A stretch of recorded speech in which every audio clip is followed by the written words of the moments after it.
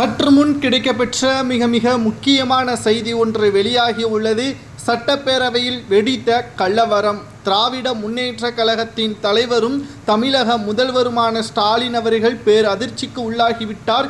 இன்னும் 12 மாதங்களை சட்டப்பேரவை கூட்டத்தொடர் முடிந்து புதிய சட்டசபை அமைப்பதற்கான ஏற்பாடுகள் செய்யப்பட்டு வரக்கூடிய நிலையில் தனது முதல்வர் பதவி பறிபோகிவிடுமோ என்ற அச்சம் தற்பொழுதே எடப்பாடி பழனிசாமியால் ஏற்படுத்திவிட்டது. சட்டப்பேரவை கூட்டம் இன்று 2 நாட்கள் விடுமுறைக்கு பிறகு இன்று வீட்டு வசதி மற்றும் நகர்ப்புறத்துறை மானிய கோரிக்கை விவாதம் இன்று நடைபெற்று வருகிறது. இதில் எதிர்க்கட்சி தரப்பினராக இருக்கக்கூடிய பிரதான எதிர்க்கட்சியான அதிமுகவினர்கள் யார் அந்த தியாகி என்ற ஒரு பேச்சை சட்டையில் அணிந்து தமிழக சட்டப்பேரவைக்குள் வந்துள்ளார்கள். குறிப்பாக அதில் 1000 கோடி ஊழல் செய்யப்பட்டிருப்பதை வெட்டு வெளிச்சத்தில் கொண்டு வந்த அமலாக்கத்துறை அதிகாரிகளால் அந்த துறை சார்ந்த அமைச்சருக்கு இன்று வரை எந்த ஒரு நடவடிக்கையும் மேற்கொள்ளவில்லை.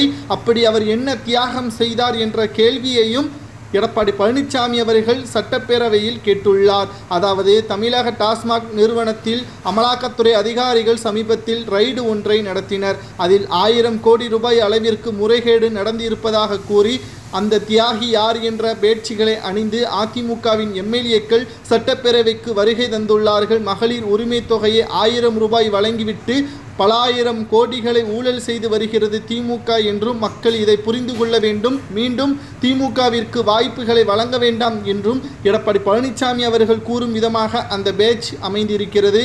சட்டப்பேரவைக்குள் இதற்கு முன்னால் அதிமுகவினர்கள் அண்ணா பல்கலைக்கழக மாணவ விவகாரத்தில் யார் அந்த சார் என்ற பேச்சை அணிந்து வந்து மிகப்பெரிய ஒரு பரபரப்பை ஏற்படுத்தி தற்போது அதற்கான தனி விசாரணை குழு ஒன்றை அமைத்து விசாரணையும் நடத்தப்பட்டு வருகிறது சென்னை உயர்நீதிமன்றத்தால். அதேபோல்தான் தற்பொழுது தியாகம் செய்த செந்தில் பாலாஜி அவர்களுக்கு முதல்வர் ஸ்டாலின் அவர்களுக்கும் தொடர்பு இருப்பதாகவும் தேர்தல் நேரங்களில் செந்தில் பாலாஜி கொடுக்கின்ற பணத்தை வைத்துதான் சட்டசபை தேர்தலையும் மக்களவை தேர்தலையும் சந்தித்து வருகிறார் என்பதையும் எடப்பாடி பழனிசாமி அவர்கள் மறைமுகமாக கூறியிருப்பதாக தகவல்களும் தற்பொழுது சட்டப்பேரவையில் வெடித்த கலவரத்தின் மூலமாக நம்மால் பார்க்க முடிகிறது.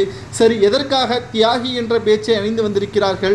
கடந்த சில மாதங்களுக்கு முன்பாக 445 நாட்கள் 15 மாதங்களுக்கு மேலாக புழல் சிறையில் செந்தில் பாலாஜி அவர்கள் அடைக்கப்பட்டார். அப்பொழுது திமுக பற்றியான கேள்விகளுக்கு பதில்களை கூறாமல் தனக்கு என்ன நடந்தாலும் பிரச்சனை இல்லை, திமுகவை பற்றி காட்டி கொடுக்கக்கூடாது என்று சிறையில் இருந்தார் செந்தில் பாலாஜி அவர்கள். அதன் தியாகத்தை கூறும் விதமாக சிறையில் இருந்து வந்த பிறகு முதல்வர் ஸ்டாலின் அவர்கள் தனது இணையதள பக்கத்தில் ஒரு பதிவு ஒன்றை செய்துள்ளார். நீர் செய்த தியாகம் உயிரை கூட கொடுக்கக்கூடிய வகையில் அமைந்திருக்கிறது என்று செந்தில் பாலாஜியை பாராட்டி பேசியதன் காரணமாக